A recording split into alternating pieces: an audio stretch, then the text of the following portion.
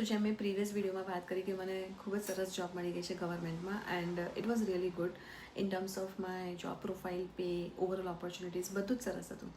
But બહુ જલ્દી અમને થોડા રિયલાઇઝેશન્સ થયા અને એમાં સૌથી પહેલું છે that is related to pay cheque. The size of the pay cheque was just enough to live comfortably and pay the bills. But still there was a question how to manage the expenses beyond the bills. જેમ કે મારા કેસમાં my daughter's university fees, buying a car, getting a house, being a new immigrant, right, supporting parents back home, saving for retirement, planning for contingency, all these were unanswered questions.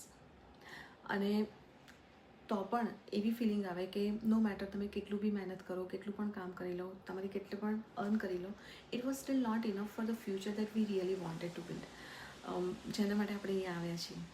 સો અને એક બીજું realisation પણ થયું કે જ્યારે પણ આપણે આપણી કોર્પોરેટ લાઈફમાં, કોર્પોરેટ લેડરમાં જ્યારે આપણે આગળ વધતા હોઈએ છીએ for better job, career progressions, better pay, better salary, better job profile, they don't come alone. They also come with lot of added responsibilities. And like any other job, this one also had its own challenges. થોડા સમય પછી એમાં પણ working hours વધી ગયા, deadlines, meetings, commute તો વધારે હતું જ, સ્ટ્રેસ, ઓફિસ પોલિટિક્સ અને most importantly limited number of holidays which has left me with no time for my self and my family. કારણ કે see, there were March breaks, summer vacations, Christmas breaks, exams, competitions, and those times when my kids simply didn't feel well. I really wanted to be there. I really wanted to know what was going on in their lives and be present for them. પણ ઘણી બધી વખત મારા જે ઓફિસના commitments અને જે family responsibilities કે એ લોકોની જે પણ કંઈ રિક્વાયરમેન્ટ હોય, they clashed with each other and I had to choose one over another.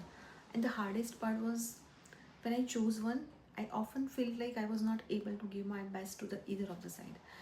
અને એનાથી મને ગિલ્ટ ફિલિંગ આવે and that is the guilt, like you know, it made me so guilty of not being a mother that I really wanted to be. અને આ જ્યારે બધી practical realities સામે આવી, they all together taught me one important lesson કે not every season of life ask for the same path. તમે લાઈફના દરેક stage ઉપર સેમ ચોઇસીસ ના કરી શકો. And finally my husband and I consciously decided that I needed two step away from my current job અને હું કંઈક એવા ઓપ્શન્સ એક્સપ્લોર કરું ઓનલાઈન કે જેમાંથી મને થોડી ફ્લેક્સિબિલિટી મળે, હું રિમોટલી કામ કરી શકું, so that I can balance my work life and the family life as well.